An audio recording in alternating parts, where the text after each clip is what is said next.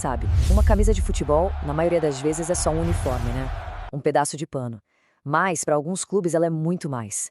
É tipo em documento, um registro das batalhas e das glórias. E olha, poucas camisas no mundo têm o peso que a do Vasco da Gama carrega.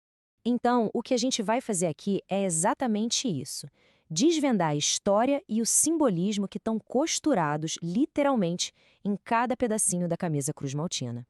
A gente vai desde a origem lá no Remo até o futuro dela como uma marca global. E a pergunta que fica que guia toda essa nossa conversa é essa, né? Como é que pode um design, uma camisa, ir tão além do esporte e virar um pilar de identidade para milhões e milhões de pessoas? Pois é, para a torcida do Vasco, nesse tecido a gente encontra um mapa das grandes navegações, uma declaração fortíssima contra o racismo e, em alguns momentos, chave da história, até uma arma de rebeldia contra o sistema. Bom, e tudo começa lá atrás, na inspiração mais básica de todas, aquela que dá forma e sentido para todo o resto, a herança marítima de Portugal. Olha, a simbologia aqui é direta e reta, é genial. O fundo preto são os mares desconhecidos, o perigo, aquilo que ninguém tinha explorado. E a faixa branca, na diagonal, é a rota vitoriosa, o caminho que o navegador Vasco da Gama abriu para as Índias. É literalmente a história de uma grande descoberta estampada no peito de cada jogador, de cada torcedor. E bem no centro de tudo, claro, a cruz vermelha, um símbolo da fé portuguesa, daquela providência divina que se acreditava que guiava as caravelas. Mas que cruz é essa exatamente? A história é um pouquinho mais complexa. A evolução desse símbolo é fascinante. A cruz que historicamente estava lá nas caravelas é a da Ordem de Cristo. Só que, com o tempo, lá pelos anos 70, o clube adotou a cruz pátia como símbolo oficial no escudo. E o apelido popular, Cruz Maltino, esse vem da Cruz de Malta, que, por incrível que pareça, nunca foi usada oficialmente na camisa. Curioso, né? Beleza, agora a gente entra num dos capítulos mais importantes. E aqui eu não tô falando só da história do Vasco, não. É da história do futebol brasileiro. O momento em que a camisa preta se tornou um símbolo de uma verdadeira revolução social. Imagina só o cenário da época. O futebol era um esporte da elite, majoritariamente para brancos. Aí chega o Vasco e monta um time com os melhores jogadores que podia encontrar, sem se preocupar com a cor da pele ou a classe social. E esse time vestiu uma camisa toda preta, sem a faixa. O resultado, campeão. Um título assim esmagador, que deixou toda a aristocracia do Rio de Janeiro de queixo caído. Essa frase, que a torcida canta com orgulho até hoje, resume perfeitamente o espírito daquela conquista. O time ficou conhecido como os Camisas Negras, e a vitória deles foi muito mais que um troféu, foi uma afronta direta ao sistema da época. E a reação da elite, claro, foi imediata e foi cruel. Para tentar manter o futebol puro, como eles diziam, os outros clubes exigiram que o Vasco simplesmente mandasse embora 12 dos seus jogadores. E, coincidentemente, eram todos negros ou de origem humilde. E aqui vem o momento decisivo. A diretoria do Vasco escreveu uma carta que entrou para a história como um marco na luta contra a discriminação. E se recusou. O clube preferiu ficar de fora da liga principal, atrair os seus próprios jogadores. Foi um ato de lealdade, de coragem, que definiu a identidade do Vasco para sempre. Ok, com essa base de luta e identidade super bem estabelecida, a história da camisa se expande.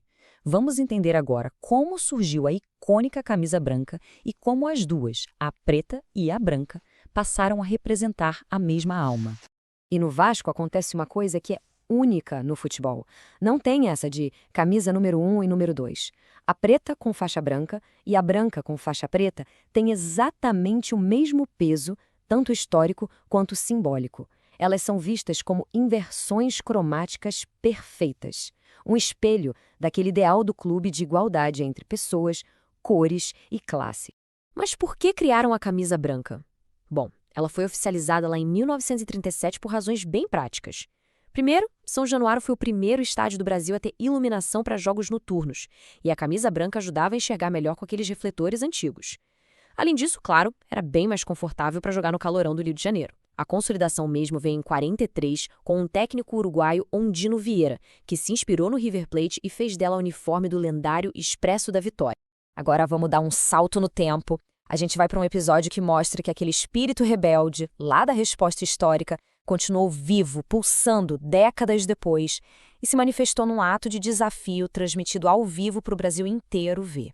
Vamos pro cenário. Ano 2000, final do Campeonato Brasileiro. Acontece um acidente grave em São Januário, o jogo é interrompido. O presidente do Vasco na época, Eurico Miranda, ficou simplesmente furioso com a cobertura da TV Globo. Ele sentiu que a emissora estava pintando ele como o grande vilão da história. E aí ele decidiu que ia ter troco. Meses depois, o jogo foi remarcado, dessa vez no Maracanã. E um pouquinho antes do time entrar em campo, o presidente solta essa frase enigmática. Ninguém, nem os próprios jogadores, faziam ideia do que ia acontecer. Quando o time entra em campo, o choque é total. A camisa do Vasco, transmitida ao vivo pela Globo, estava com o logo do SBT, a maior concorrente, estampado na frente e nas costas. Os jogadores só souberam no vestiário minutos antes. Foi um ato de guerrilha de marketing executado em segredo que forçou a Globo a fazer propaganda de graça para sua maior rival no evento de maior audiência do ano. Inacreditável. Só que essa ousadia toda, essa rebeldia, ela teve um preço. E foi um preço bem alto. A retaliação veio rápido e foi pesada. A Globo simplesmente cortou o adiantamento das cotas de TV, que era uma grana essencial para o dia a dia dos clubes naquela época. O Vasco ficou 18 meses sem ver essa verba, o que deu início a uma crise financeira seríssima. Foi, como muitos admitem até hoje, um baita tiro no pé, apesar da ousadia. Bom, essa história toda de glórias, de lutas e até de decisões bem controversas nos traz até os dias de hoje e nos faz olhar para o futuro. Como essa camisa, esse manto sagrado, está se preparando para uma nova era. Essa linha do tempo aqui mostra um pouco da evolução comercial do clube. A gente vê a parceria icônica com a Capa nos anos 90, a era de ouro que trouxe a Libertadores de 98 e agora um passo gigantesco, a chegada da Nike a partir de 2026. E essa mudança, essa busca por uma marca global como a Nike, está totalmente ligada a uma outra transformação profunda. O Vasco virou uma SAF, uma sociedade anônima do futebol.